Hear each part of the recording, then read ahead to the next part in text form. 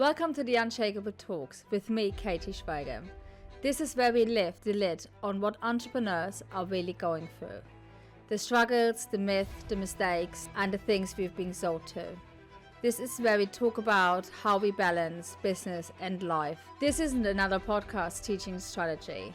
This is where we talk about the raw, real truth about female entrepreneurship and what it really means to run a business and life and combine both of them together. Running a business as a woman isn't harder, it's just different. And it's time we talk about this. There is no cap on what we can achieve, because behind every business, there's the stuff no one dares to talk out loud.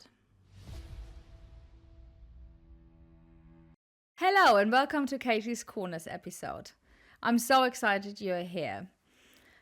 In this episode, I want you to get to know me and my journey a little bit so we can really connect.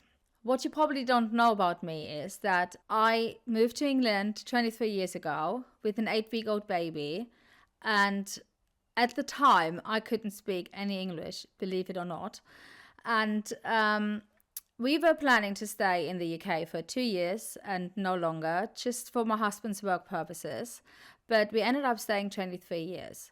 So I would like to tell you a little bit about how my entrepreneurial journey really started and why I started to have my own business.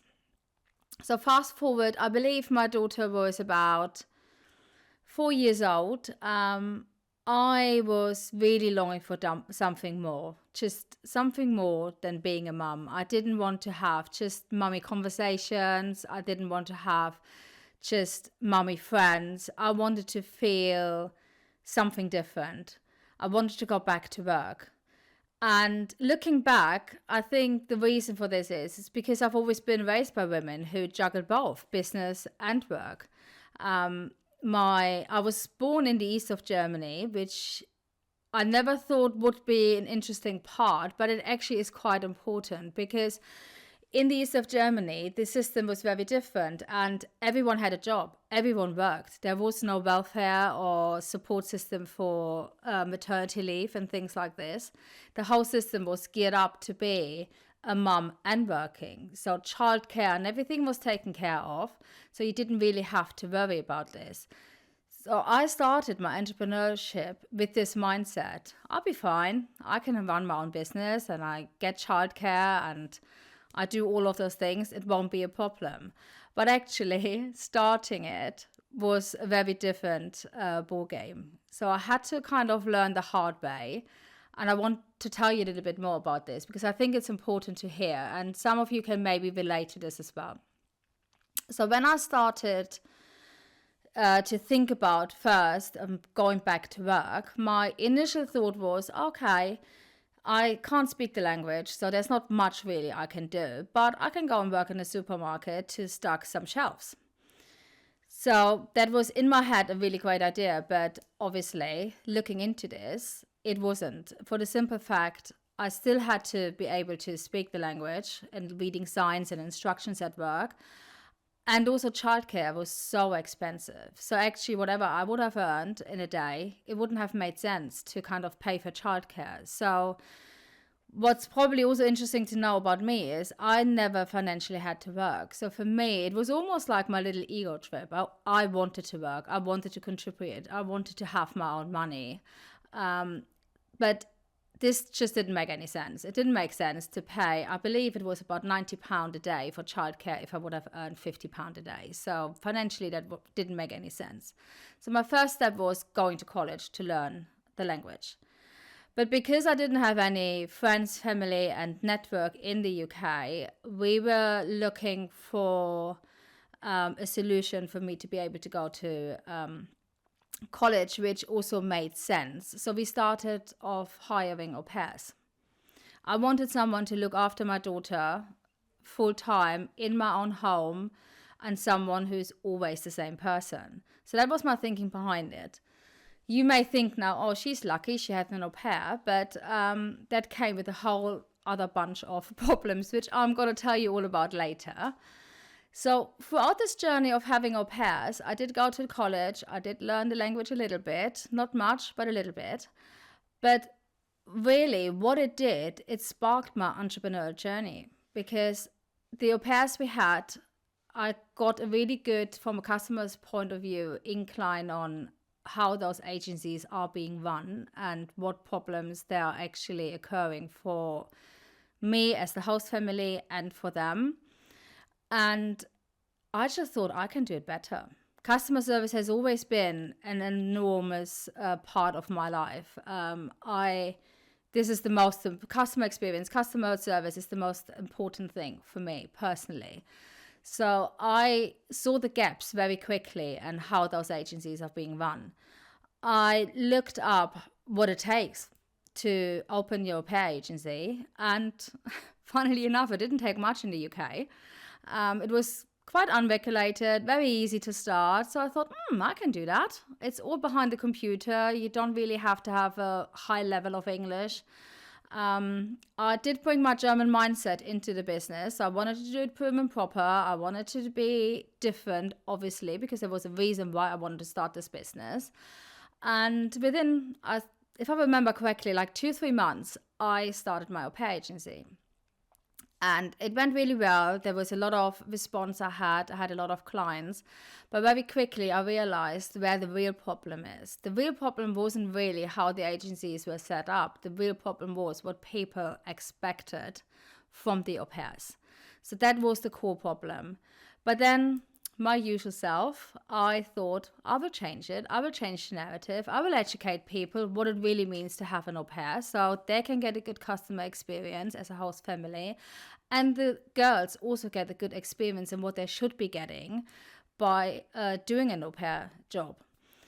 I think it took me about probably 4 months to realize that all my hard effort and all my work doesn't really work, because my customers weren't really receptive of what I was trying to achieve. No one really wanted to know what the rules are. They were looking for a cleaner, a babysitter, a cook, a dog walker in one person, and wanted to pay around £60 a week for it.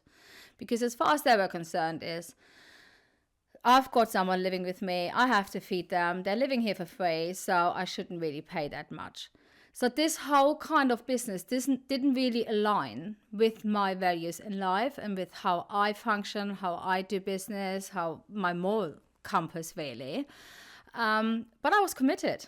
I put money into this business. I had something to prove to myself. I couldn't just pack it in. So I kept going until 2008, when the financial crisis hit. Things turned around for me in a way I didn't expect.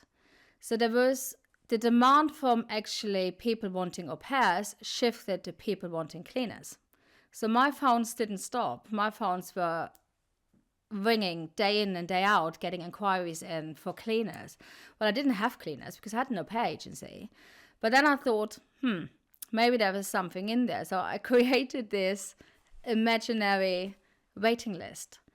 I told everyone, depending on what area they called from, I'm really sorry, but I have a waiting list. Currently, we haven't got any cleaners available in your area, but we will contact you as soon as there's a slot becoming available. This really started my big business. So I had this waiting list, and I remember it to the day. On the waiting list, I had 23 people within a few weeks, and I turned around and I said to my husband, I think I need to turn this into a cleaning agency, which I did. But this is where I really realized things are becoming real. I think this is now becoming a proper business. It's like, it was just different in terms of regulation, insurance purposes. I had to hire staff. I couldn't do it myself. So I really had to look into the whole legal aspect of building up this business. I had to look into what it means to be an employer in the UK. And bear in mind, I was raised in Germany, where the system is extremely different, and it became really, really obvious how easy and unregulated it actually is. And I may ruffle some feathers here, but the UK is quite, at the time, was quite unregulated. It was very easy to start a business. It was very easy to just employ people. It was very easy to get insurance. There weren't many checks really being done. So yeah, I've built this up relatively quick, which was great at the time. I started with 2 cleaners working out in my working from my garage. I had like a garage which I converted into my office and stock room for all the materials, to having ending up with 45 permanent staff cleaners on my books. I covered the whole of Hertfordshire and London. I did commercial clean. It was 80% of domestic cleaning, but we started to get commercial contracts in. I had 5 office staff. I had a big office in the area I lived in. So I moved my business out of the house. So it grew really, really quick. But with this came a lot of issues at the time. And looking back, I can't nail it down 100% why those issues occurred, but I think A, I grew too fast. B, my business mindset was very much like how I've been raised. I hired a employment law company who did all my legal things for me, which was, by the way, the best thing I could have done, because dealing with 45 staff was the pain of my life. Again, that's a subject for a couple of other episodes. But it has been a struggle. It has been the greatest journey of my life, but also the parts of it were the worst times in my life. And I really felt really lonely at times, because back in the days, and I'm talking about nearly 20 years ago, we didn't have the internet, we didn't have ChatGPT, we didn't have Gemini and all of those apps where we could go for information and help, and social media wasn't really, I don't even know if it was around, but it wasn't really that much around. So there was no really touch points for me to really go. There was no, around me, I didn't have female entrepreneurs. I had just mums around me. And I'm not saying this in a belittling way, but as a female entrepreneur, if you're trying to run a business and be a mom at the same time, it's very different than just doing your domestic side, your feminine side, your female side. And I didn't feel my friends really understood. As a matter of fact, I haven't really talked about this much, but I had one of my best friends at the time. When I told her, oh, I'm doing this business and it's doing really well, because I kept it a bit secret in the beginning, and I've told her about it, the first thing she said to me, she didn't say, oh, well done, Katy, or that's really great, or that's cool, or something like this, what I expected her to say. The first thing she said to me was, she said, oh, isn't Marcus making enough money? Do you have to go to work now? And I'm like, that's not, it really knocked my confidence for quite a while, because that's not what this was all about. She couldn't comprehend that I wanted to do something for myself. I wanted to do something which I can be proud of myself. And I'm getting emotional now. But that's really it. There was a big lack of support, a big lack of understanding from the people around me.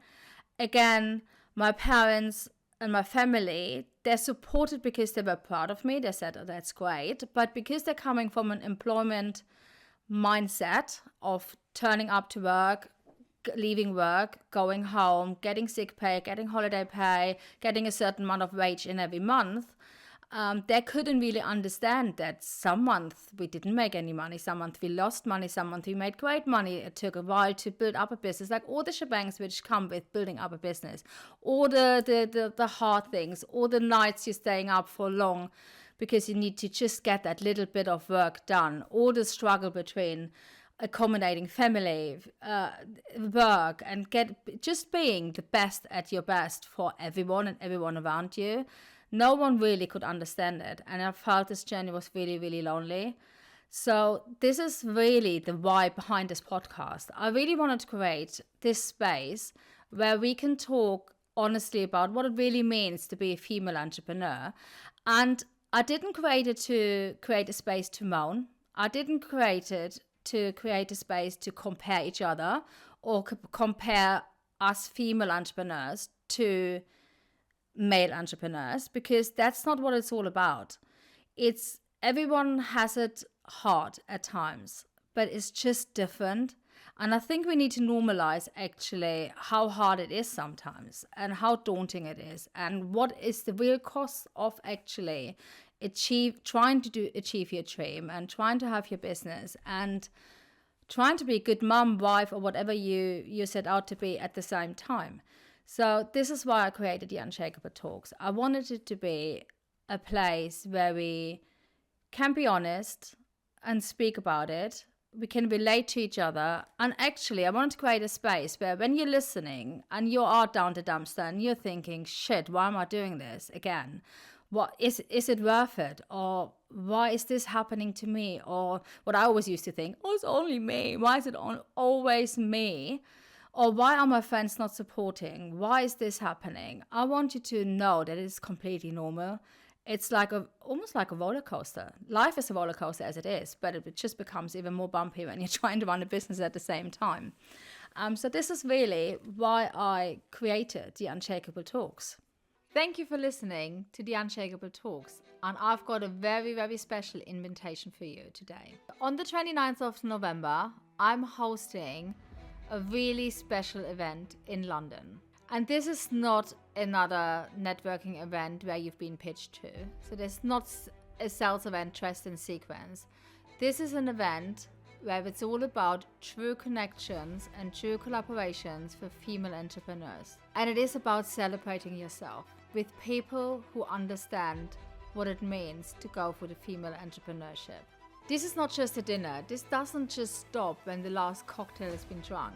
This is part of my mission to bring together an exclusive group of women who are there to really collaborate and support each other. Head into the link into my show notes to purchase a ticket today.